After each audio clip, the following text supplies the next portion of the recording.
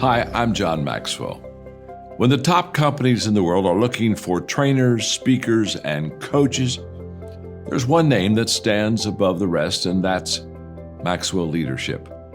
Our certified team members have gotten proven results for companies all over the globe, and our reputation, I'm proud to say, is second to none. Some of our members have risen to the top of their profession, including the one you're going to meet today. I proudly introduce you to my friend Bob Fabian Zinka. Welcome to the Leadership and Success Podcast with your host, Coach BZ, where we help you lead with purpose and succeed with impact. If you're ready to grow into the kind of leader others want to follow, this podcast is for you. If you're determined to elevate your success and leave a lasting legacy, this podcast is for you. As my mentor, Dr. John C. Maxwell reminds us, everything rises and falls on leadership. Our goal is simple: to inspire you, challenge you, and equip you with insights that can transform the trajectory of your leadership journey. Welcome aboard to another episode of the Leadership and Success Podcast with Coach BZ. All right, everyone, welcome to a very special edition of the Leadership and Success Podcast. Today marks the 250th year of the Declaration of Independence. America is officially 250 years old today. Wow. Well, I always start with what we call here the moment of gratitude. And part of the reason why we do this is because service members and veterans, it's about 21, 22 service members and veterans commit suicide in this country every single day. And we believe it's impossible to be suicidal and be grateful at the very same time. So on this very special day, for those who've been watching the show for a while, you know what to do. If you would maybe close your eyes, put yourself in your happy space, and in this moment, what are you grateful for? Well, on July the 4th, I am really grateful for freedom. Freedom, freedom, freedom. I believe God made man and woman to be free, right? Patrick Henry said it right. Give me liberty or give me death. I'd rather die than be somebody else's slave. Absolutely. I was born to be free. And Martin Luther King says, free at last, free at last, free at last. Thank God Almighty, we are free at last. That's what we were born for. And that's what we celebrate. Freedom for everyone. Black, white, male, female, it doesn't matter. Freedom, freedom, freedom. And that's what we celebrate today. Now, America is not a perfect country, God knows. But I believe that America is the best country in the world. That's my opinion. I was born in Africa. I have gone up in Europe and I came to the US. I must tell you, right? I am African by birth, French by culture, and American by choice. And the reason why I chose America because there's just no country like it. Doesn't mean that it's perfect, because it isn't, but it is the best country we have right now. And I think we need to fight to make America be what she's meant to be, right? Live up to those words in the Declaration of Independence. I think they really, really changed the entire world. When in 1776 they says, all men are created equal. That's never been said before, never. All men. Doesn't matter if you're black, if you're white, if you're a man, a woman, gay, straight, it doesn't matter. All men are created equal. That is so powerful. And I think since that time, America has been trying to make it true for all of her citizens, not just rich, white, Christian, heterosexual men, but all men, all humankind, all people created equal in this country. I think that's really what makes the difference between our country and everywhere else. Right? When you go to China, they mostly have the same ethnicity. You go to Japan, you go to Europe. Most of those countries, they are based on the language or an ethnicity. But in America, we have a melting pot. You could be originally from China or Africa, like I am, from South America, from anywhere. You come here, you become an American because you believe in our foundational creed. Not that we've always done what we were supposed to, but at least we aspire to it. Anyway, this is going to be a very, very special podcast. I'm going to be talking about my latest article where I talk about our independence, right? America 250, America Aspirational Creed Renew. So we need to believe in our creed, and we need to make America more and more like what she's supposed to be. All right, we are going to get to it in a minute. So while you are listening, let me know where are you guys joining us from? What city? And what country if outside of the US. And again, happy 4th of July to everyone. Okay, I am going to play, the podcast will be about 30 minutes or so. It is based on the latest article I wrote about America's 250th birthday. Now, it's going to be challenging us a little bit too, right? I believe being a patriot doesn't mean that you forget about all of the ills of your country or you pretend that America or your country is perfect. No. We have to love America with honesty, right? For example, a very important fact, yes, we are celebrating July 4th, 1776, but guess what? On that day, almost 500,000 African American men, women, and children were enslaved. So while we were fighting to free America, the 13th colony, to be independent from the United Kingdom, 500,000 people in this country were enslaved. How in the world do you explain that? And then I will tell you why, even as a black man, why I do celebrate the 4th of July. And I understand for some of the direct descendants of the slaves in America why they may not want to celebrate the 4th of July at all, but I think that is a mistake because I believe we own this country. We built this country. America wouldn't be America without African American. We built the wealth in this country. It is our country. And I don't think you want to relegate that and let the white supremacists, nationalists take over. This is all of our country. America belongs to all of us, and the 4th of July does too. Okay, I will tell you more, but I am open to hear what you have to say. Hello to Krista Gansoli, Lieutenant Commander of U.S. Navy. Thank you for being here. And she says, I am incredibly grateful to be surrounded by a community of witnesses, supporters, and mentors, each bring a unique perspective that challenges, encourages, and strengthens me. Thank God for diversity of thought. Thank God for that. Really, diversity is our strength in this country. E pluribus unum, right? That's our national motto. Out of many, one. And that is so, so true. But thanks for watching. I'm now going to play the podcast. It's going to last about 30 minutes or so. As you listen to it, I want you to think about three things that come to mind. What are your 3 to 5 takeaway? And you can also read the article with the same name on LinkedIn. It's right under the article. It's the latest one I published earlier this morning. So hopefully there's going to be some food for thought, and this is going to be a blessing to you. So see you in about 30 minutes. So you write the words on a piece of paper, and that equals the reality on the ground. I mean, that's the expectation, right? Right, yeah, in a perfect world. Yeah, you draw the blueprint, the builders pour the concrete, and boom, the building looks exactly like the drawing. It's clean, it's simple. But today, which is July 4th, 2026, by the way. Yes, happy 250th birthday to the United States. Exactly, the big 250. But today we're looking at what happens when that blueprint and the actual reality are just, well, worlds apart. Right, because the second you step into the real world of, human institutions, that clean one-to-one translation just shatters completely. Oh, absolutely. And so today we are digging into this really fascinating stack of articles written by Bob Fabian Zinga. He goes by BZ. Right, he's a U.S. Navy Information Warfare Commander. Yeah, and a cybersecurity executive. And we're using his work to explore how leaders handle that exact gap, the massive distance between a stated promise on paper and the actual practice on the ground. And we're doing this by looking at America's founding documents. And honestly, it's incredibly complicated history. But not just as, like, artifacts sitting under glass in a museum. Yeah, not just a history lesson. Exactly. We're looking at it as a living leadership playbook. Zinga basically frames this whole exploration around 3 actions, which are celebrate, reflect, and renew. Right. And I do want to just note right up front for you listening, we are going to be touching on some really complex, deeply painful, and honestly heavily debated aspects of history today. Yeah, we have to. It's part of the story. It is. But our goal here is to just impartially explore the historical facts that Zinga presents.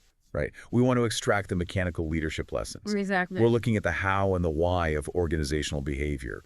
We're not here to endorse any specific political narrative. Okay, let's unpack this, because Zynga starts with this concept that, well, it sounds really simple, but it is incredibly difficult to actually execute when you're in a leadership role. And that's the idea of the North Star. Yeah, the guiding light. Right. He argues that great institutions just do not begin in perfection. Like in 1776, the founders wrote down, all men are created equal. Which, was just an earth-shattering, totally revolutionary idea at that time. It really was. And Zynga actually brings in this great perspective from Brigadier General Stephen L.A. Michael of the U.S. Army. Captures this perfectly. Oh, I love this quote. What did he say? He said, of the U.S., greatest on the planet, no other nation like it, it all starts with that Constitution of ours, written not because of where we were, but where we aspire to be. Where we aspire to be. I mean, that distinction right there, that is doing so much heavy lifting. Oh, yeah. It changes the whole framing. It's like a tech startup, right? Like writing its mission statement on day one. That's a great analogy. Because the actual product they're shipping right then, it might be full of bugs. The code is a mess. The servers keep crashing. But that bold, ambitious mission statement, that's what guides the engineering team. It tells them what they're actually trying to build. Yeah, exactly. The Declaration of Independence was basically America's aspirational mission statement. Right. And what's really fascinating here is the mechanics of how that applies to modern leadership. Right. Like, you absolutely must articulate a clear North Star. You have to paint a picture of the future that is just so compelling that it forces all your decisions to align with it. It pulls you forward. Right. And it inspires perseverance when the day-to-day execution gets, incredibly hard. But wait, let me just play devil's advocate here for a second. Sure. Go for it. If a modern CEO wrote this brilliant, soaring mission statement about equality and human dignity, but was actively exploiting their workers on the ground, we would just call them a hypocrite. 100%. They'd be roasted. Right. We demand they step down immediately. So why does Zynga give the founders a pass here? Doesn't separating the messenger from the message just, breed cynicism in the ranks? That is the pivotal question. It really is. And to understand why Zynga takes this stance, you have to understand exactly who is making the argument. Right. His background is super important here. It's crucial. BZ Zynga is an African immigrant. He's from the Republic of the Congo, and he is a direct descendant of Queen Nzinga. Oh, wow. The 17th century monarch? Yes, the one who famously fought against Portuguese slavers in Angola. That is incredible. And he became a U.S. citizen in 2006, swore an oath, became a Navy commander, and was actually physically injured in defense of the nation. So his own lineage traces back to the very regions where, the first enslaved Africans were taken from in 1619. Exactly. So his decision to celebrate the 4th of July, it isn't born out of some historical ignorance. It is a deliberate, highly strategic choice. Right. He's fully aware of the history. He celebrates because he believes the American promise allowed him to dream impossible dreams. He deliberately separates the flawed founders from the enduring principles they wrote down. Because in his view, the principle of equality outlived the hypocrisy of the men who penned it. That makes a lot of sense. He's basically arguing that if a principle is objectively true, you don't just discard it because the architect was compromised. You don't abandon the mission, right? You renew it. Exactly. And he brings in a quote that I think really anchors this whole idea. It's from General Daniel Chappie James Jr. Ah, the legendary Air Force general. Yes. And General James said, I'm not disgusted. I'm a citizen of the United States of America, and I'm no second-class citizen either, and no man here is unless he thinks like one and reasons like one and performs like one. Such a powerful statement. It really is. He goes on, this is my country, and I believe in her, and I will serve her, and I'll contribute to her welfare whenever and however I can. If she has any ills, I'll stand by her until in God's given time, through her wisdom and her consideration for the welfare of the entire nation, she will put them right. I mean, that right there is just a masterclass in constructive accountability. Absolutely. General James is saying, I claim ownership of this institution, flaws and all. My service is the mechanism by which I force it to heal its ills. It's treating a vision as a roadmap you actively have to pave rather than, just a destination you magically arrive at. Yeah, but you can't just stare at the North Star forever, right? Definitely not. If you have this beautiful aspirational vision, eventually you have to stop and look at the ground beneath your feet. You have to actually measure the distance between what you wrote on paper and what your culture actually looks like in reality. And this is where Zynga asks a very pointed question. Right. Why did America need a second Independence Day on June 19th, 1865? Because you simply cannot build an enduring system on an unresolved moral contradiction. Yeah. And the contradiction of 1776 was just massive. It's hard to even wrap your head around. Zynga lays out the stark data here. Out of the 56 men who signed the Declaration of Independence, 41 of them enslaved people. Wait, 41 out of 56? Yes, that is 73% of the signers. That number is just staggering. I mean, you have Patrick Henry famously shouting, "Give me liberty or give me death," while at the exact same time actively enslaving over 60 human beings. Yeah. And zooming out to the broader population on that day, July 4, 1776, there were roughly 500,000 black men, women, and children in bondage. 500,000 people. That was 1 out of every 5 people living in the colonies. Okay, so this is where I get completely stuck. How do they justify that gap? If they're sitting in a room drafting a document about inalienable human rights, how does that cognitive dissonance not just tear the room apart? It's a great question. And more importantly for you listening, as a leader today, how do you handle inheriting a system that is that profoundly compromised? Well, it comes down to the mechanics of compromise, which are almost always driven by economics and fear. Economics and fear, yeah. Yeah. Zynga analyzes this historical justification. The Southern colonies' wealth depended entirely on the unpaid labor of enslaved people. And politically, the founders were terrified. They really believed that confronting the issue of slavery directly would fracture their fragile coalition before they could even win a war against the British Empire. So they froze. Thomas Jefferson described it as having a wolf by the ear. You didn't like it, but you didn't dare let it go. So they prioritized the immediate survival of their union over the integrity of their own core values. They saw the problem, they knew it was a huge problem, and they just kicked the can to the next generation. And that right there leads to Zynga's core warning for leaders today. Unresolved contradictions become strategic failures. That is such a strong phrase. Unresolved contradictions become strategic failures. When you tolerate a massive contradiction in your organization's foundation, it doesn't just fade away with time. It festers, it scales up, and eventually it fractures the entire structure. That translates so directly to modern leadership. I mean, we see this all the time, right? An organization says, oh, our people matter the most, mental health is a priority, but the actual rhythm of the business burns them out completely. Exactly. Or a tech company publicly declares that cybersecurity is their #1 priority, but their internal incentive structures reward managers who push code out fast, even if it's unsafe. Yeah. When you incentivize speed over safety, but claim safety is your top priority, you've created a structural contradiction. And the people executing the work, the developers, the factory floor workers, the sales team, they see that contradiction immediately. They know what the real values are based on what is rewarded, not what is written in some PDF employee handbook. So true. And Zynga goes even deeper into this by bringing in an analysis of Edward Baptist's book, The Half Has Never Been Told. And this is a really tough but necessary pivot because Baptist looks at the brutal mechanics of how American capitalism and slavery were intertwined. It's totally essential for understanding the unintended consequences of systems. Baptist's book highlights this deeply uncomfortable paradox that, for decades in early America, freedom and unfreedom grew together. Wow. Yeah, democracy and economic opportunity expanded for many white Americans through the exact same mechanisms that expanded and entrenched slavery for millions of African Americans. What are those specific mechanisms, though? Because I think we often think of slavery just as this generalized moral failing. But Baptist points out it was actually a highly optimized, data-driven economic system, right? Exactly. And this is the part that is so chilling. The system relied on what was essentially a hyper-aggressive tracking of productivity metrics. Plantation owners developed what they called a pushing system. How did that work? They would assign individual quotas to enslaved people picking cotton, and they meticulously weighed the output every single day.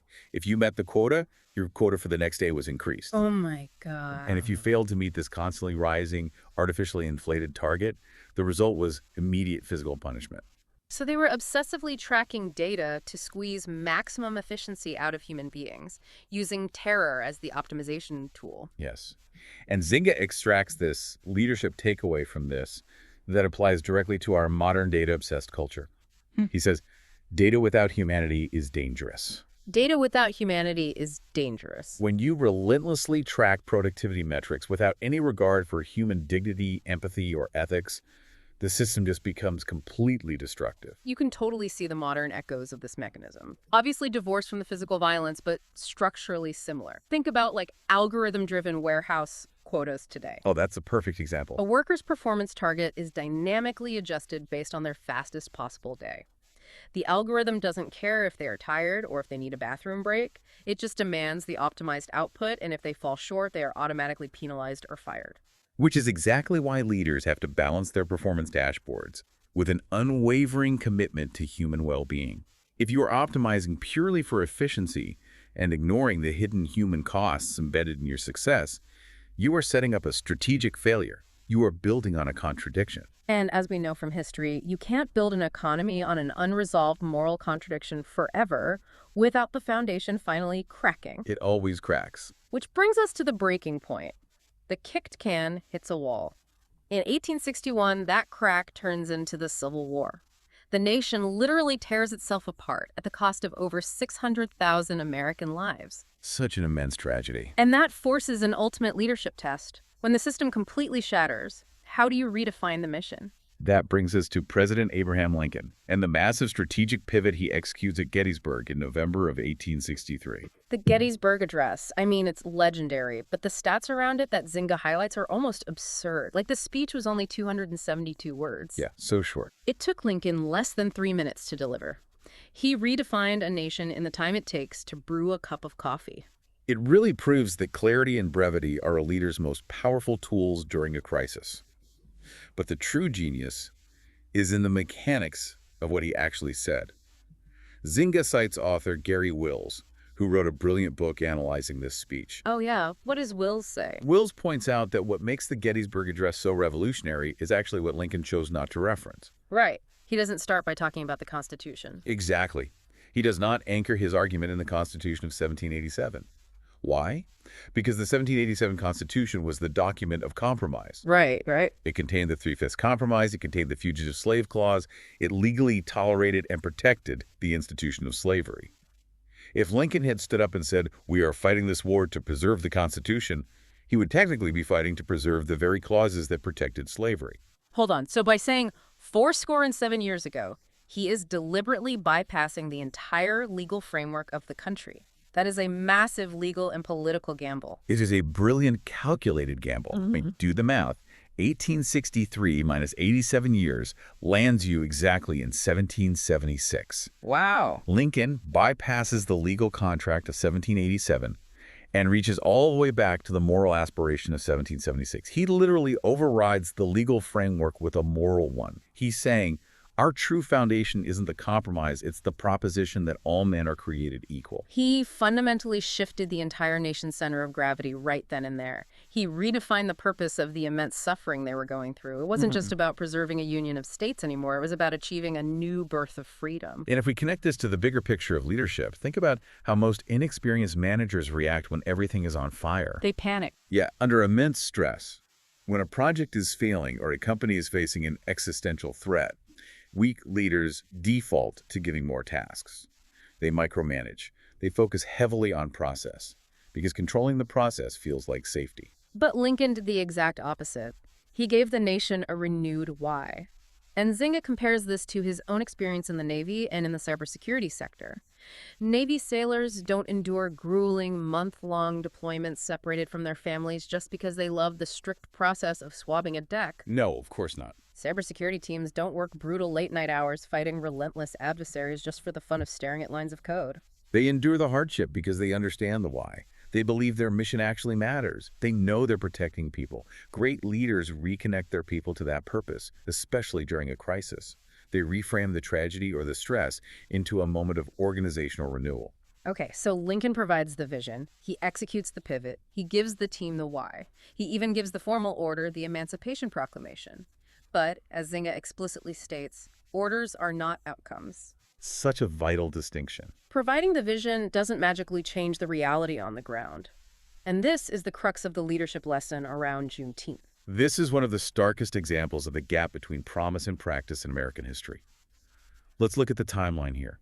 President Lincoln signs the Emancipation Proclamation, and it goes into effect on January 1st, 1863. Right. It declares that all persons held as slaves within the rebellious states are, and henceforward shall be free. A massive historic policy change. The blueprint had been updated, but for hundreds of thousands of enslaved people, it was literally just ink on paper in Washington, D.C. It didn't change the reality of their daily lives one bit. Because a policy is entirely limited by the physical capacity to enforce it. The proclamation depended on the Union military advancing into Confederate territory and physically dismantling the system. So you have this declaration on January 1st, 1863, but it wasn't until June 19, 1865. 2.5 years later. Exactly, 2.5 years later that 2,000 Union troops finally arrived in Galveston, Texas. Let that sit for a second for everyone listening. 2.5 years. The troops arrive under the command of Major General Gordon Granger, and they issue General Order No. 3, announcing that the more than 250,000 enslaved black people in the state of Texas were finally free. That day is what we now celebrate as Juneteenth. It's like pushing a major software update from corporate headquarters. Yeah, that's the perfect way to look at it. The executive dashboard in the C-suite shows that the update is 100% deployed. They are high-fiving, celebrating. But if the local servers at the branch level are physically unplugged, the update never actually happens. The employees at the branch are still running the old broken system. Right. The Emancipation Proclamation was the pushed update. Juneteenth was the day they finally rode into town and plugged the server in. And this is Zynga's primary leadership lesson here. The stark difference between a declaration and a delivered outcome. Do not confuse policy with performance. Do not confuse your intent with your impact. A signed policy is not mission accomplished. Leadership begins where the announcement ends. I love that. So if you are listening to this right now and you've just rolled out a new standard, maybe it's a new safety protocol, a sweeping reorg, or a new diversity and inclusion initiative, what do you actually have to do to close the gap? Well, you have to inspect for understanding. You have to actively hunt for the friction points that are stopping your policy from becoming reality. You have to get out of the boardroom, walk the ground truth, and keep showing up until the truth on paper becomes the truth in practice. Because if you don't enforce the standard simply does not exist. And Zynga makes a deeply sobering point about the cost of that gap. When there is a delay in execution, it is the people on the ground who carry the weight of that delay. The 2.5-year gap between the Emancipation Proclamation and Juneteenth wasn't just an administrative lag. Not at all. It was 2.5 years of stolen lives, stolen labor, stolen families, and stolen freedom. Delay has a human cost. And that brings us to the reality of what happened after Juneteenth, because even General Order No. 3 didn't magically fix everything overnight. Yeah. If you read the actual text of the order, it is fraught with contradiction. How so? Well, it declares an absolute equality of personal rights. But in the very next breath, it directs the newly freed people to remain quietly at their present homes and work for wages, and explicitly states they will not be supported in idleness. It's announcing a new reality while aggressively trying to manage and restrain it using the exact framework of the old reality. Precisely. It reflects a society going through a massive, terrifying transition. And as Zynga points out, the journey was far from over. This leads us to the concept of stewardship and the endurance of leadership. Because after Juneteenth in 1865, you enter the era of Reconstruction, which sees brief progress but is rapidly followed by the violent backlash of Jim Crow laws, systemic segregation, and the disenfranchisement of black voters. It took nearly another century. Yeah, a full century. It wasn't until the Civil Rights Act of 1964 and the Voting Rights Act of 1965 that the federal government finally provided real, enforceable legal weight to the promises made in 1776 and 1865. Which highlights the unimaginably long arc of execution. Zynga brings in the voices of two historical giants to illustrate how leaders manage this kind of generational delay. First, Frederick Douglass, who famously gave the speech, "What to the slave is the 4th of July," in 1852, fiercely condemning the hypocrisy of the nation. Which was totally justified. Right. Yet Douglass eventually evolved his stance.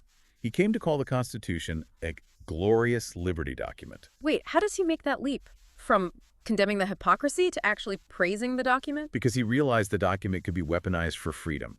He understood that the text itself didn't actually mention the word slave. He believed that if you held the nation strictly to the text it had written, the system of slavery was inherently unconstitutional. He didn't want to burn the blueprint. He wanted to force the builders to follow it. And a century later, Dr. Martin Luther King Jr. used the exact same mechanical framework.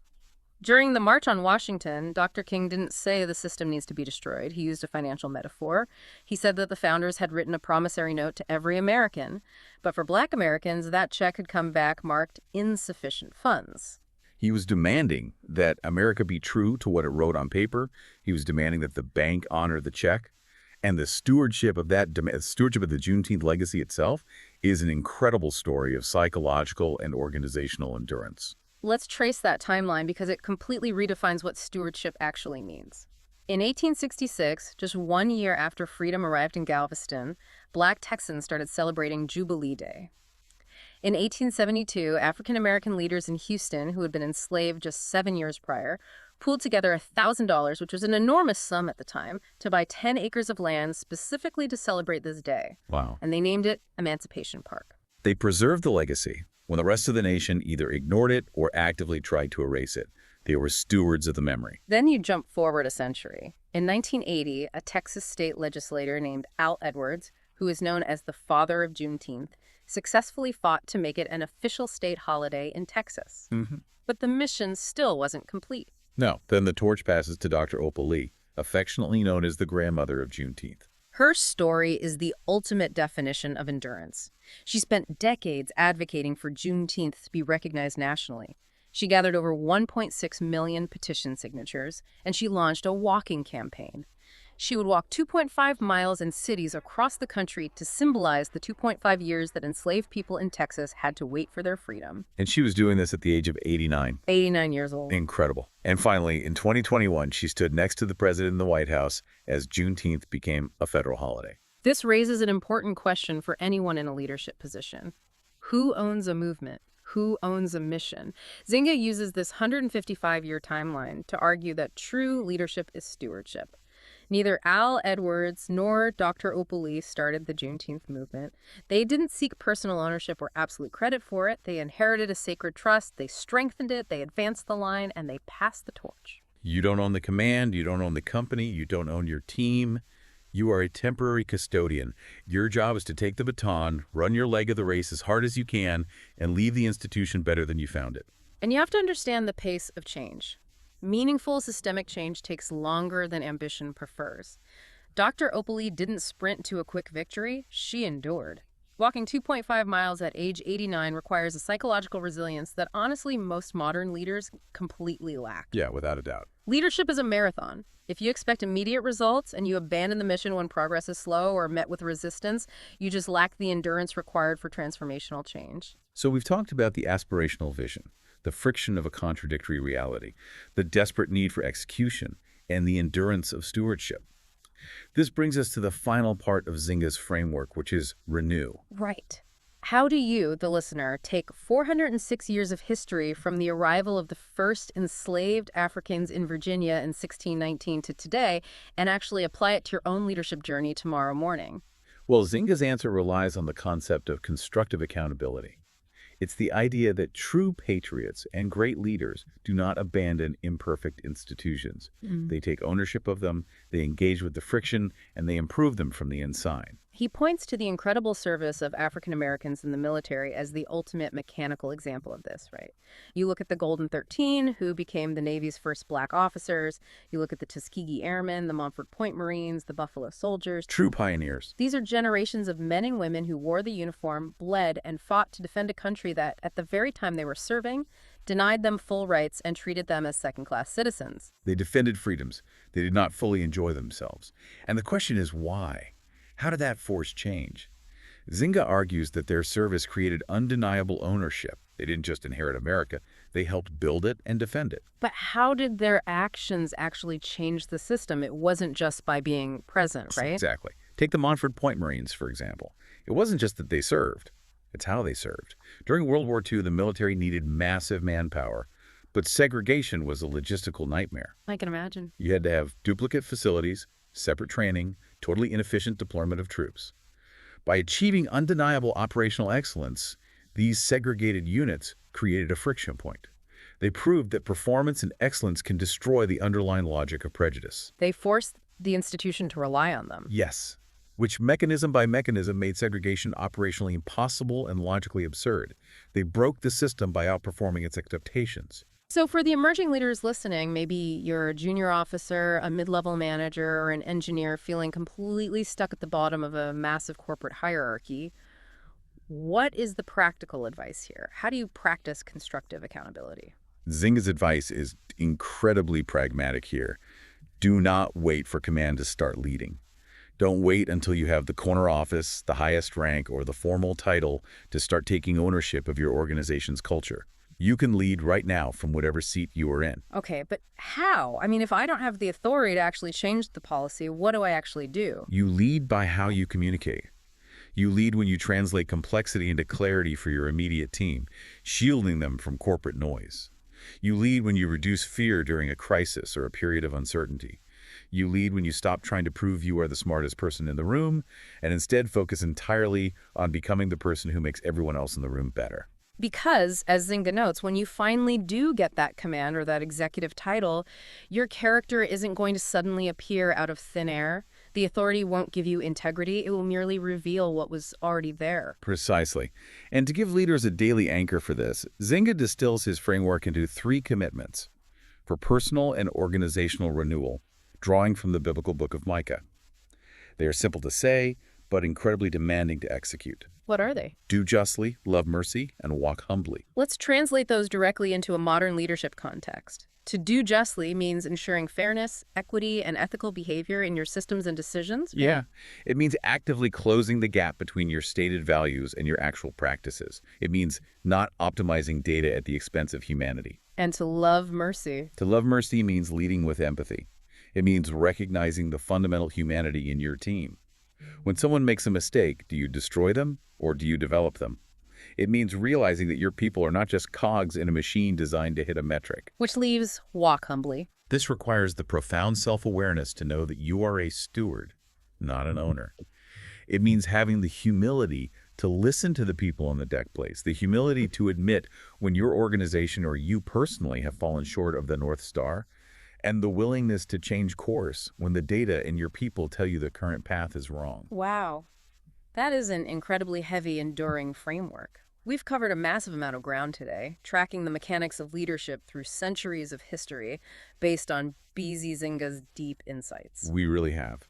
We started by looking at the power of establishing an aspirational North Star, like the Declaration of Independence, to pull an organization forward, even when the current reality is profoundly flawed. We confronted the absolute necessity of reflecting on those flaws, understanding that if you leave moral and operational contradictions unresolved, like prioritizing economic metrics over human dignity, you're building a foundation for strategic failure. We analyzed Lincoln's pivot at Gettysburg, learning how to bypass compromised legal frameworks to reconnect a team to their ultimate moral purpose during a crisis. We learned the hard, tragic lesson of Juneteenth, that a policy issued is not a policy executed, that the gap between a promise in headquarters and the practice on the ground is paid for by the people waiting for the change. And we saw through the endurance of leaders like Dr. Opal Lee and the service of Black military pioneers that leadership is a marathon of stewardship. It requires constructive accountability and the willingness to perfect an imperfect system from the inside out. America's story, much like the story of any legacy company or large organization you might be leading, is fundamentally a story of unfinished work. It is not a story of perfection. It is a story of continuous, sometimes painful self-correction. And that unfinished work is exactly what you inherit as a leader today. So we want to leave you with a final provocative thought to mull over as you close this out and get back to your day. Think about the physical mechanism of General Order Number 3, that specific, on-the-ground directive that finally brought freedom to Galveston 2.5 years late because someone finally rode into town to enforce what was already on paper. Building on Zynga's challenge, ask yourself this. If true leadership is stewardship, and if we absolutely know that orders are not outcomes, what is the specific General Order Number 3 in your own life or your own organization right now?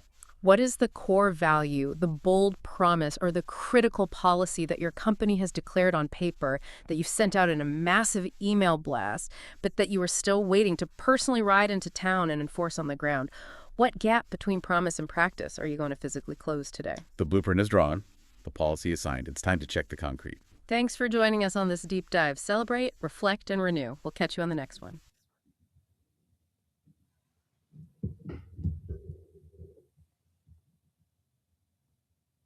All right. Thank you so much for watching. This is it for today. This was the podcast. So happy Independence Day. America today is 250 years old.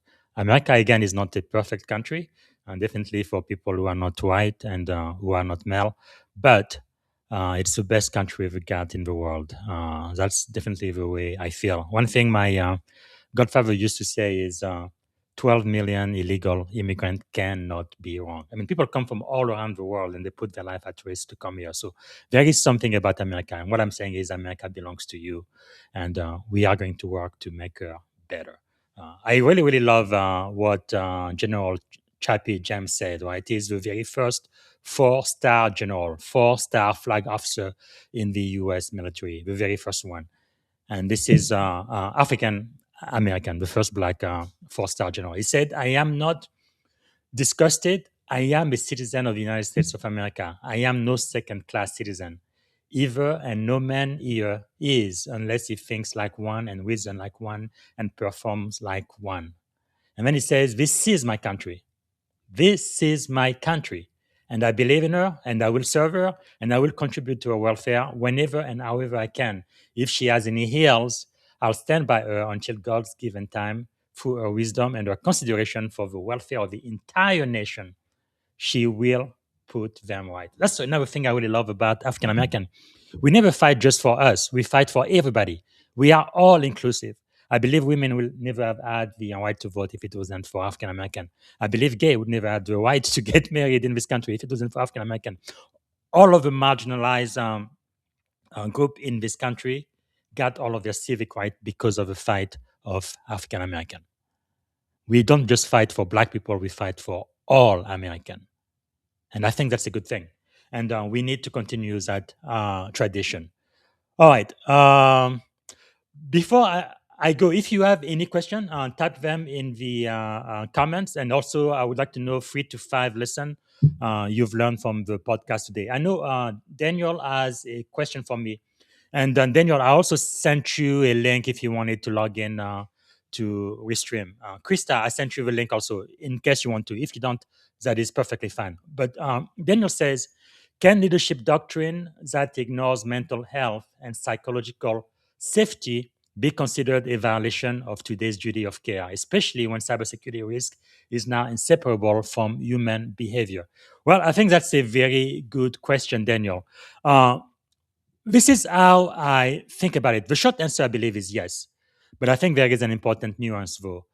I think leadership doctrine that completely ignores mental health and psychological safety can, in many contexts today, be considered a failure of leadership and potentially even a violation of an organization due care, particularly when leaders know or should know that psychological harm, burnout, harassment, or toxic condition are causing foreseeable harm. However, it is not automatically a legal violation in every circumstance. The answer depends really on the organization, the jurisdiction, and also specific fact. Again, I am not a lawyer. Let me say that. I've worked a lot with lawyers. As a chief information security officer, I've worked with a chief legal officer, but I am not one. I didn't go to law school. And also as a naval officer, I've read the law of the Constitution before I became a U.S. Citizen and all of the law of war and navy regulation and all of that. But again, I am not a JAG officer or a lawyer. So, from a leadership perspective, this is what I think. The modern understanding of duty of care has evolved, I think. It's no longer just focused on physical safety. Today's leaders are increasingly expected to protect psychological, emotional, social well being of their people, right? Research consistently shows that psychological safety improves team performance and innovation, reduces burnout and turnover, increases trust and engagement, encourages ethical decision making, and speaking up about risk. Dr. Edmondson from Harvard University, one of my mentor, I've been following her work for a while. She's an expert in psychological safety. I highly recommend her books on the subject. But conversely, though, leadership cultures that normalize chronic overwork, public humiliation, fear of speaking up, stigma around mental health, and retaliation against those seeking help can really create foreseeable harm to individual and the organization. So When we talked about the military and the national security context, I'm very familiar with that, having been in the Navy for 21 years now. The military profession rightly emphasizes resilience, right? Mission accomplishment and standard.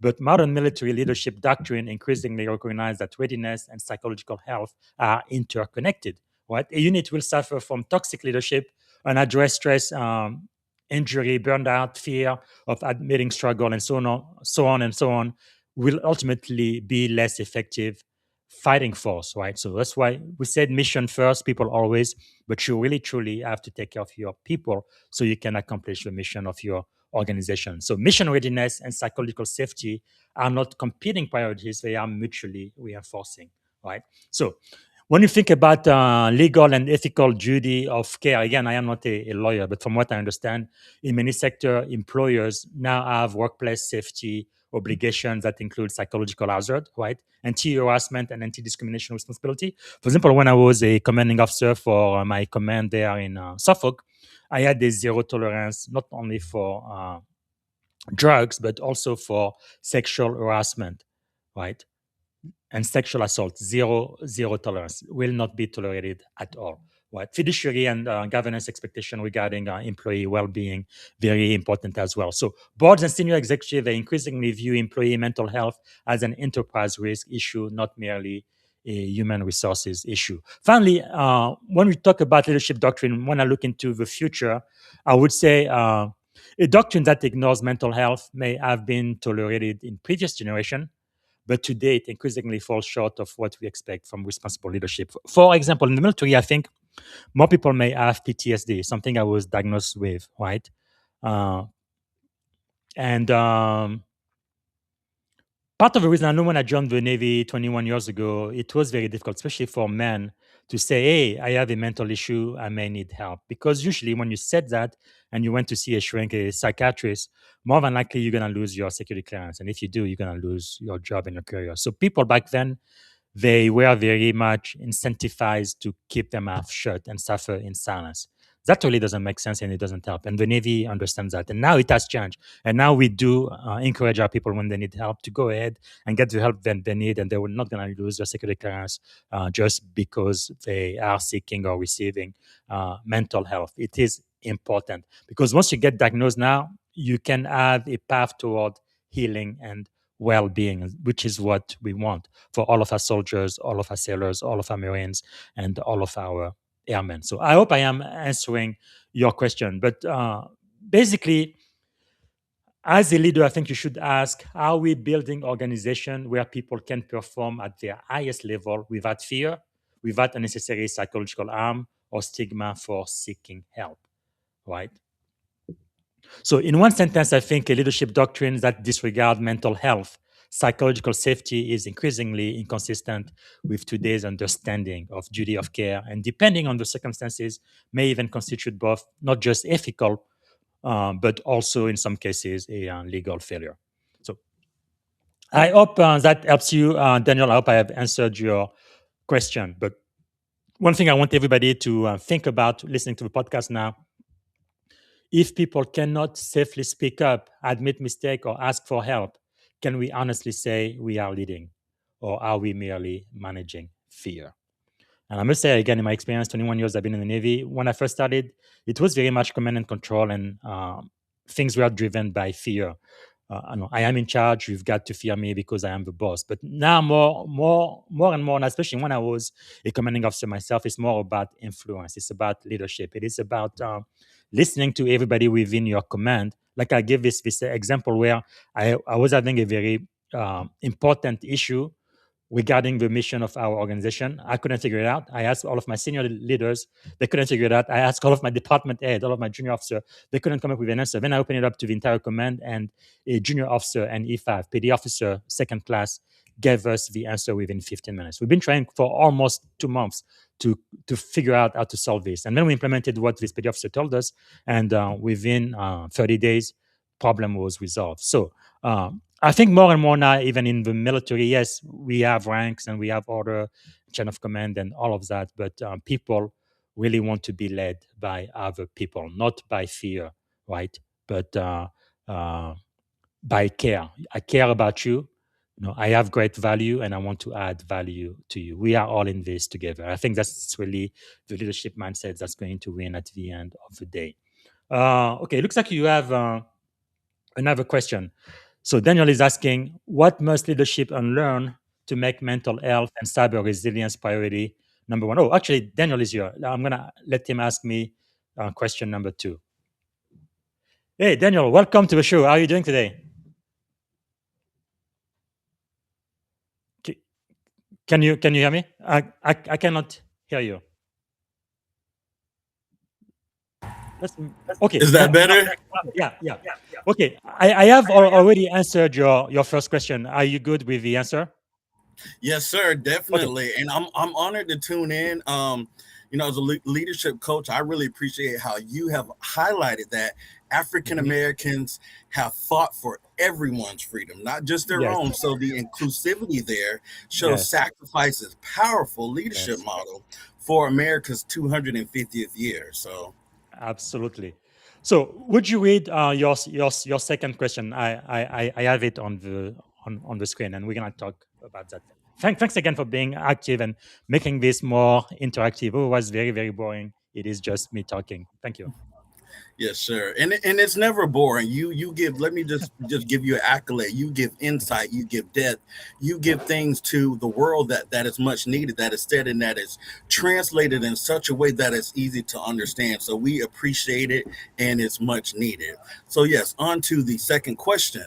Mhm. What must leadership unlearn to make mental health and even the cyber resilience priority number one so that there's not a crack in the either our behavioral and structure or either called a glitch in the human firewall.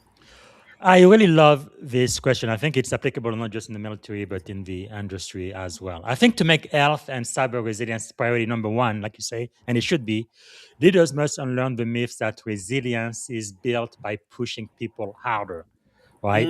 I think Mm, it is better not to push them to the point of breaking. For example, African American in this country, we've learned to be resilient, right? Because yes. over and over again, we've been let down by our country, by our fellow citizen. And if we couldn't be resilient, therefore, the only option would be to die. We don't want to die, therefore, we are going to survive. We are survivor. But why do you have to have people be resilient? Why do you have to push them to the point of breaking?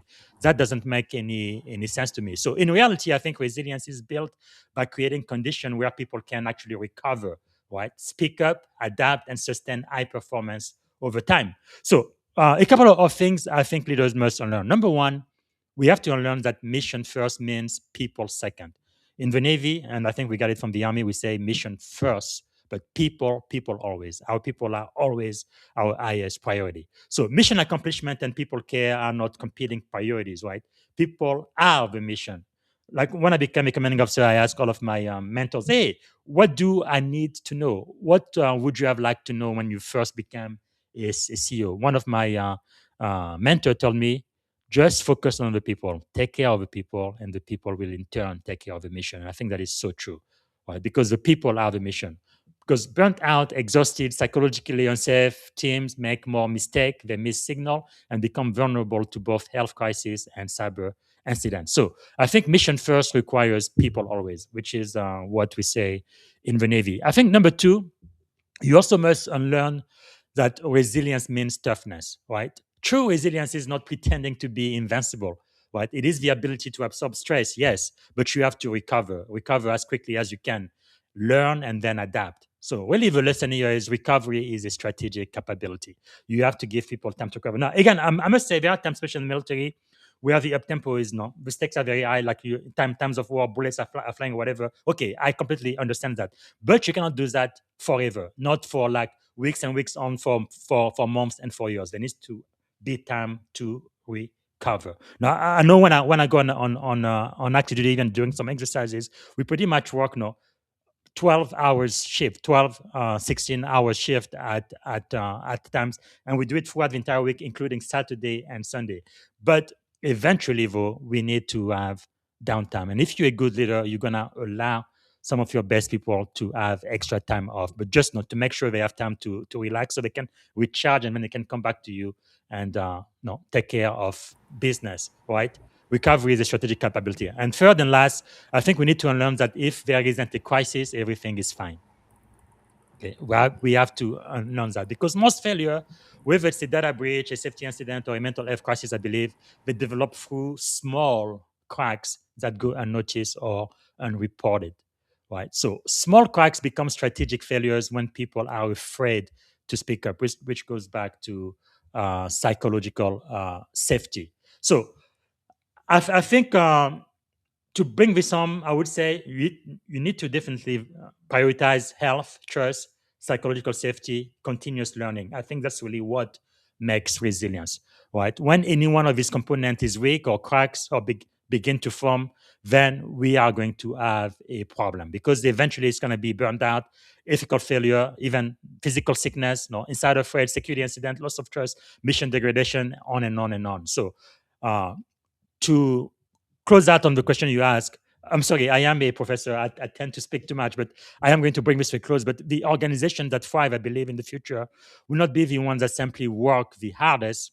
There will be the organizations that learn the fastest, recover the quickest, and care for their people the best.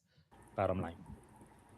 I love it so much, sir. Agreed. And I just want to piggyback and add context to the conversation. Mm-hmm. First and foremost, people can be pushed, and being pushed is a good thing. Iron Yes. sharpens iron, but you can Mm-hmm. push people away, and that's where the concern is. The Yes. current concern is for the lack of care for the person there. The Yes. second point that I want to touch on is about Black people, how we are often pushed into survivor mode because Mm-hmm. the systems have required us to stay resilient under pressure for Yes. generations. So, Yes. how do we fight what's been set up for us Mm-hmm. generationally wide? Where, for Yes. example, we talk about seats at the table. How Mm-hmm. can you talk about us and not bring us into the conversation?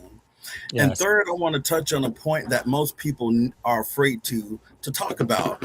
Being backstabbed, being held back, and even labeled a failure can create real betrayal. It Mm-hmm. creates trauma and not just hurt feelings, but it forces people into survival mode. But Yes. that does not define their worth or their future. So I want your listeners and our young people to understand that sometimes Mm-hmm. things will happen to you outside of your control.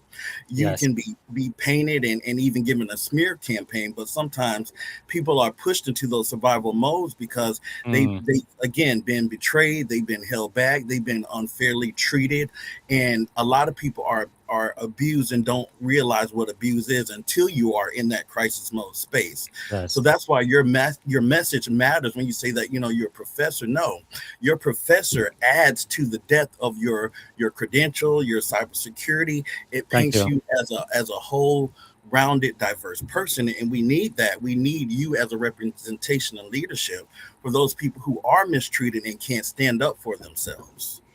Thank you so much. And one thing I'm going to highlight, you made me think of how Black people in general in this country haven't been treating well from the very beginning, even when it comes to medicine, right? Many doctors, even today, they have this impression that Black women are stronger than their white counterpart. They think they can tolerate more pain for some reason. So sometimes you really have to stand for yourself. Like my wife, she has learned to say, "Oh, no, no, no, I need pain medicine. No, I need to advocate for myself." Like you look like the Tuskegee experience with syphilis, what they did to African American, on and on. Like even in the podcast, I mentioned some of the things was horrible enslavers used to do. They would have metrics because, like I said, we built America, free labor forever, right? Now, there's been slavery in the world before, but not the way it was done in America. Chattel slavery is like, no, you are not a human being. You are a piece of furniture. You are something I own, like I own a car or a chair. Not just you, but you, your children, and children forevermore. And whatever you work is for me. Evil, evil. There is just no two ways about it. No excuses for that. But like I said in the podcast, they would have those metric how much you can produce, how much cotton you can pick in a day. And then once you meet that quota, good. If you don't, they torture you. And then once you meet it, okay, that's great. Now tomorrow we're gonna do more. we're going to do more. It kind of reminds you, if you read the Bible in Genesis, that's what Pharaoh did to the children of Israel. He would tell them, okay, now you need to make more bricks. And actually, you won't even need the material to make, basically treating them like trash. And that is exactly what our ancestors have gone through. That's part of history. Again, no, some people feel like, well, I love America and I want to criticize her. No, no, no. Because I love America, I have to be honest the way I feel so we can make it better, right? A more perfect union. And I even mentioned in the podcast when Abraham Lincoln talked about the Gettysburg Address, he didn't go to the Constitution, he went all the way back to the Declaration of Independence, because that's where we said all men are created equal. Because when the Constitution was initially signed in 1787, men were slaves and they only counted 3/5 of a person in order to give their enslaver more rights and political power in the newly formed government. So it was legal to have slaves in the Constitution. That was the supreme law of the land. It was perfectly legal. It's unethical, it's immoral, but it was legal. Just because something is legal doesn't mean that it's something that we should do. But having said that, though, one thing that I think that gave us hope in that constitution is because it starts with a preamble. It says, we the people, not we white men who are in charge. It says, we the people. That includes me. I am a people. I am a person. That includes women too, because even white women didn't have right until black people fought for those rights, right? And then it says, for a more perfect union. So they knew as they started the country, it was not perfect. It wasn't what they wanted to be. There was a huge gap between what they aspired to be, 1776, the independence, and then 1787, when they actually wrote the Constitution. It was compromised, right? They knew they shouldn't have slaves, but they allowed it. So there was a big gap. But however, there was a seed there that said, hey, we are not where we want to be. We know that there is a gap. So there's going to be a more perfect union coming on. That's exactly why the Civil War had to happen. That's exactly why we had to have a second Independent Day, which is June 10th, because not all of America was free. And there was a big difference, right? The audio didn't match the video. And I think that's really what we are doing. So again, my message today for everybody who cares to listen to this podcast is really three things. I say, yes, you need to celebrate the 4th of July, even if you're black, even if your ancestors were slaves, even if on July 4th, 1776, your ancestors didn't have freedom. I think you still need to celebrate that because America belongs to you.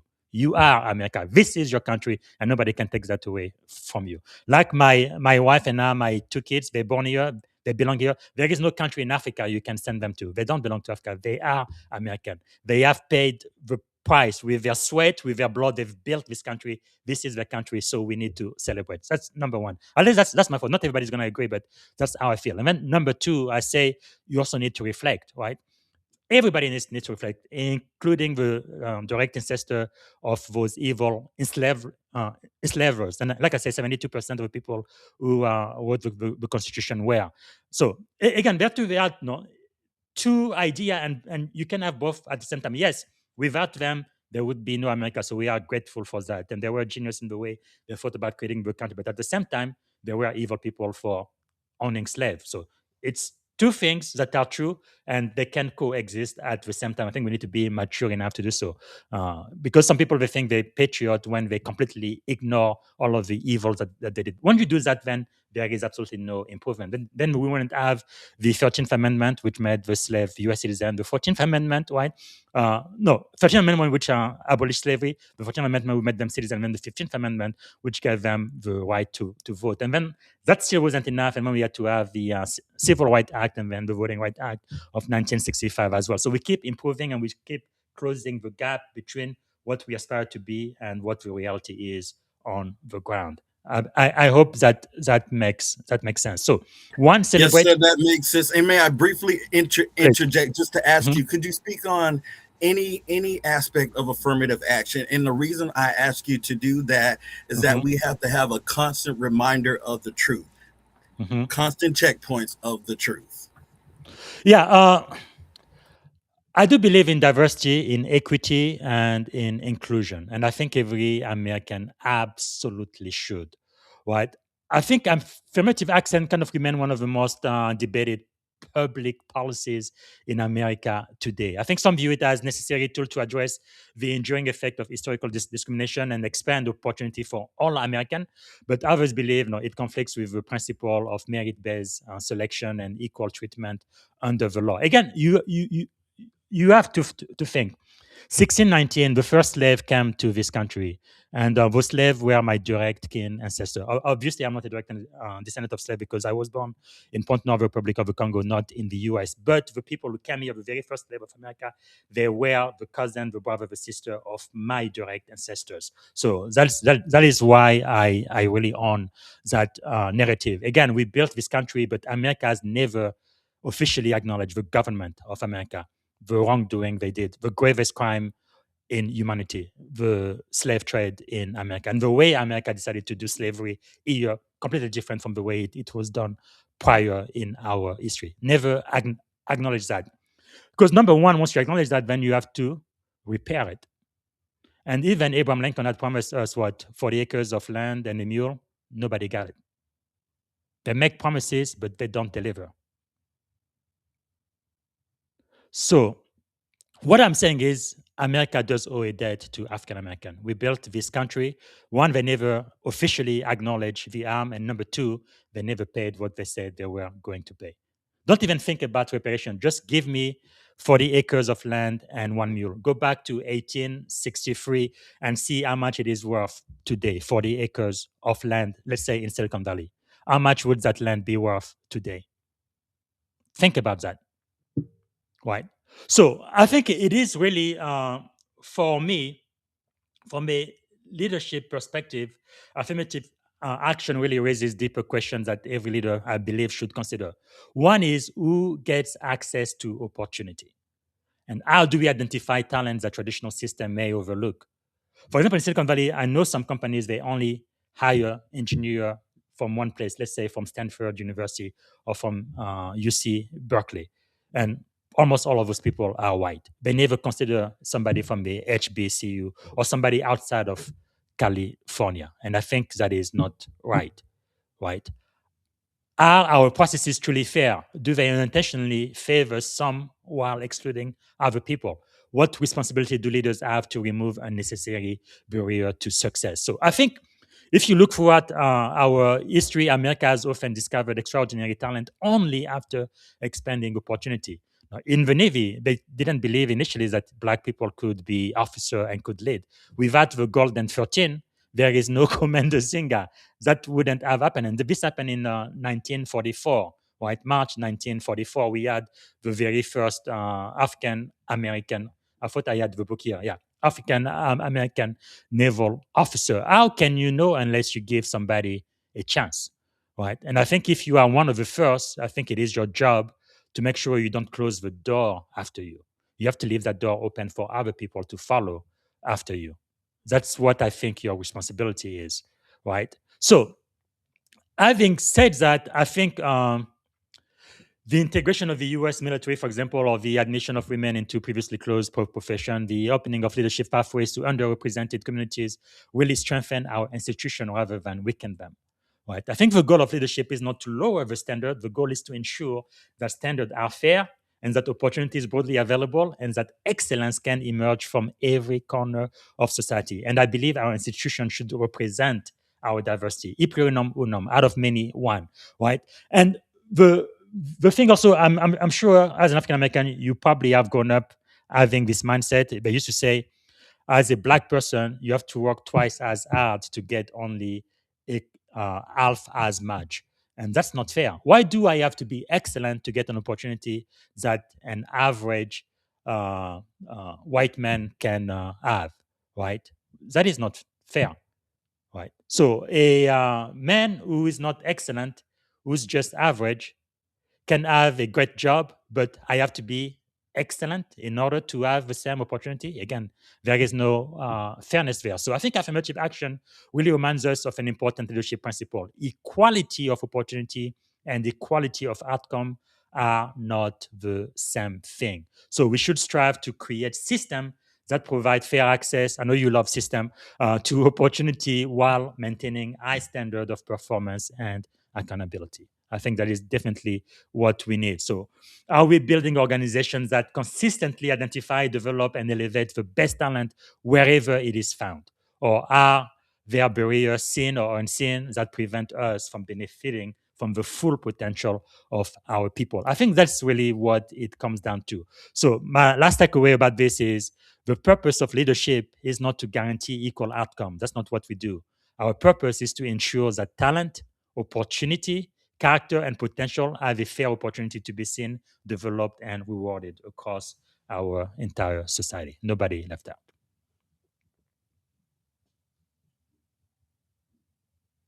Yeah. So you may not want to mention that here. Do you want to mention something about a book that might be published soon or no? Yes, sir. You know me. I'm always Okay. excited to share the good news. That's like Yes. anybody who's down and out and always needs encouragement. You know, you Yes. don't have to be a religious person to either pick up the Bible. So I Hmm. can't say it's equivalent, but the Honor Mode Professional Growth Series and even its counterpart, the Cyber Series, which Hmm. is one of the corrections I have to send out for the proposal that me and Coach Professor Bob will be working on. It's a framework for the human infrastructure, but we look at the point of cybersecurity and as protecting the human firewall. And I got some encouragement from this show, and even in return asked Bob to write one of the forewords Thank for you. it as well. So we submitted that information over. So in addition to the Honor Mode Professional Growth Series, there's another track. And this will be book number 6 under the cyber track. So that's something That's to so look forward wonderful. to. Yes, Now, sir. you are already a published author. I've had you on the podcast a couple of times already. So Yes, whenever you this book is have. published, I definitely want you back. We need to talk about that. But I believe this is the first book that you have that's going to be published by a publishing company. Is that correct? Not self-published? Yes, that is correct. So fingers crossed, if they choose the proposal, and this is just a learning experience from me. I would encourage Okay. anybody who's doing these things to have an open mind and Yes. be flexible to learning all of the options, all the Wow. expansions of writing. Because someone just ran up to me and was like, "Who do you think you are? Why would you write a book?" And the wealth of experience that one person has alone, why not? I didn't Well, just wake up one day and say I'm a writer. If you so look back and amazing. over your lifetime, everybody's a writer. If you ever have Yes. journaled, if you ever written a paper in school, if you ever had to go Representation back. does matter. Yes, Yes, sir. sir. If you ever had to go back and make corrections, it's just, you have a bank of information, just like the people that we coach and train. Hmm. A lot of our military veterans, when they go to transition to corporate America, I train them on transferable skills. Yes. Yes. These are brilliant people walking around. They just have to know Uh, how to relate their mm, information into corporate terms, because corporate is a different beast. It's more that's so so powerful. different than the military. Yes. For example, take someone who's built and trained to build missiles. I Hmm. have to teach you and coach you on the soft skills when you speak to a grandmother who's got a kitten Yes. up in the trees and it's got to talk and Hmm. get them down. Let's say due to a natural disaster, hurricane that's going Yes. on. Yes. How do you calm her down while also training her of getting the cat back to safety and Hmm. keeping water damage out of the home? Well, I must say I'm very, very, very proud of you. Couldn't be prouder. I know you consider me as one of your mentors, but really, I know there are great things in store for you, and anything I can do to help you out, I will definitely do that. And I think we need to see more and more people helping each other, supporting one another. Because the thing is, as you climb up, right, the ladder of success, success is lonely if you are the only one at the top. But if you can bring somebody with you, I think you are really doing something that is critical. I believe in our society. We need to always think about paying it forward. And again, I couldn't be proud of everything you've accomplished and what you're going to be able to do. So thank you so much for joining us on this podcast. Really appreciate that, Daniel. And you are one of the most active member of our tribe here. I really do appreciate that. I know sometimes I don't always let you know when I go online, but if I just tag you like 9 times out of 10, you there, you show up, you are active, asking questions, and I really, really appreciate that because the truth is, Well, 5 years that's a ago, good thing. Listen, they say spice is the variety of life. that's right. To be able to flexible and just to jump on it, it's so exciting to me. So Good. Thanks again for joining us today and get very, very proud of everything you are accomplishing, my friend. Have a great 4th of July. Thank you. you too. Thank you. All right, for everybody, this is it. That's all I have planned for today. Now, as I end the show, I'm gonna play a couple of video. We are celebrating Black History Month, right? On the show here. Number one, let's talk about today. This was actually kind of tragic. This happened July 4th, Independence Day, 1933. Right, a white mob lynches Norris Dandy on Independence Day. They went to jail, got him out of jail, and then they lynched him. I'm gonna play a video about that. Again, this was in 1933. My father was born in 1943, only 10 years later. So that's not ancient history, and this happened here in America. You would think that somebody would be safe when they are in a prison, but no, that happened over and over again. They would just go into jail and pick up black people. No, men, women, and children and just kill them, and then there would be absolutely no justice. Again, this happened Independence Day, 1933. I will play a short video about that. Now, another thing I would like to bring to your attention today is our profile in courage, Dr. Lisa D. Cook. She's the first African-American woman to serve on the Federal Reserve Board. She is a genius. I mean, just an outstanding servant leader. I think she has so much to teach us. And I'm going to play a short video of the time that she was appointed and confirmed by the Senate. That's all I have for today. And I remind everybody, our friend in the spotlight this week is Lieutenant Commander Krista Gansoli, U.S. Navy. And she was part of this podcast today. And tomorrow, I don't have a guest, but I'm going to go back to Proverbs chapter 26. We did 25 last time. And this is not a religious podcast, but we're going to be talking about ancient wisdom and leadership lesson, a book written more than 2,000 years ago. How can we still apply those leadership principles and how they are still relevant today? All right, that's all I have for you. Thanks so much for watching, and have a wonderful, wonderful, happy 4th of July. Again, do celebrate, but also reflect. Think about our country. Think about why we had to have a second Independence Day with Juneteenth, and also renew your commitment to make America a more perfect union for all of our citizens. That includes African American, it includes women, it includes gays, it includes transsexual, it includes everyone. This is our country. This is our America. And I think I'm going to end with a short poem about I am America too, because we all are America. Here we go. This is another forgotten Black history story, and it's a tragic one too.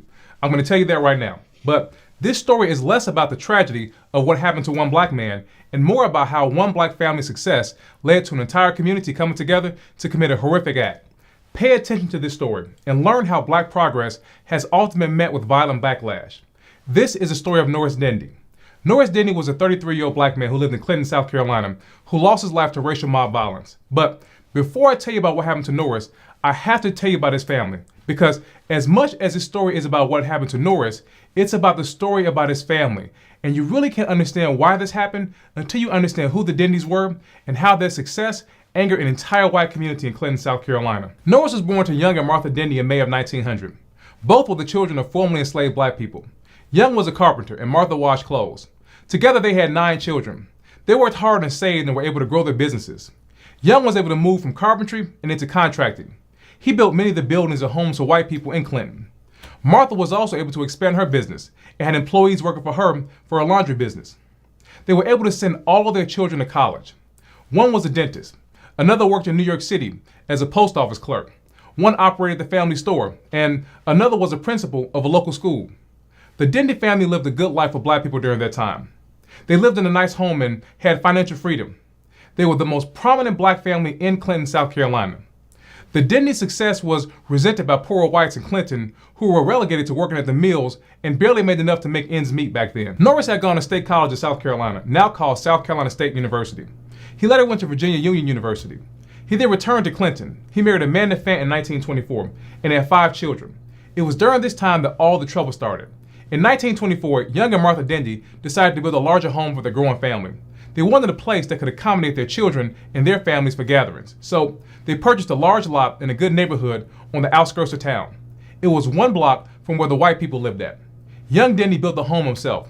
As he was building it, the home became the talk of the town. The house was grand and large and considered better than the white homes in the area. One day, young Dindy received a letter that had a skull and crossbones on it. The letter said that if the Dindys built their home right there and not with the rest of the black people, harm would come to the family. It said that they were too rich to be a black family and that Norris Dindy would die soon. Norris had become a target of the white people in Clinton. He was well educated, well dressed, and confident. He was everything that they hated in a black man back then, and really still to this day. He had been arrested on false charges twice.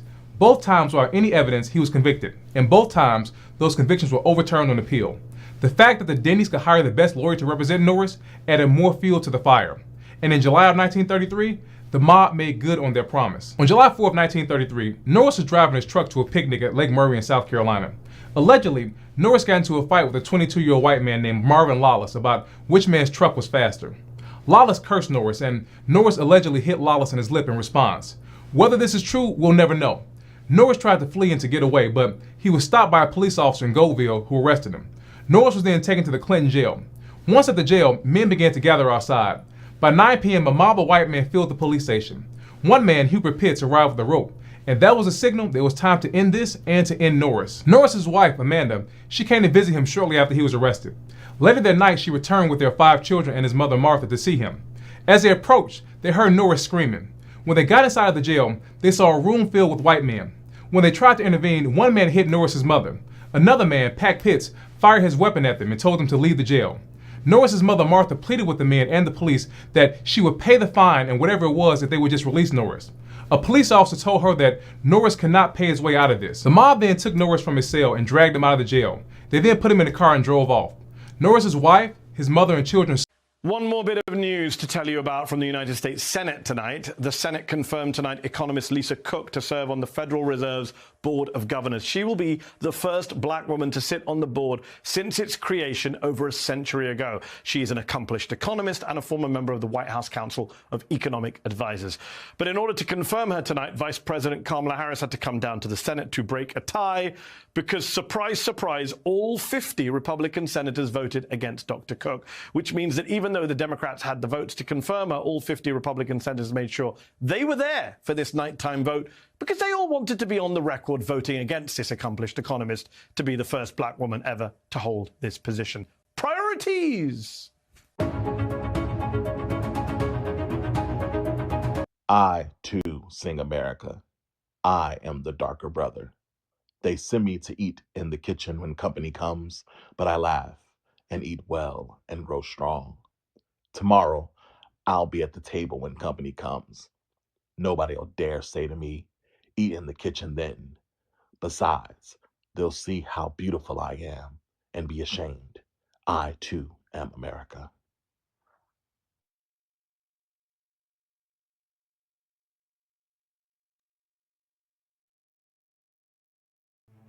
Thank you for tuning in to the Leadership and Success Podcast with your host, Coach BZ. If today's episode added value to your leadership journey, be sure to subscribe, share, and join us again for more wisdom nuggets on how to lead better and achieve greater success. Remember, leadership is the most critical skill of our time. The world will always need leaders to inspire others, drive innovation, and execute meaningful strategy. So why not count yourself among the bold leaders shaping the 21st century? Until next time, stay inspired, stay committed, and keep leading with excellence.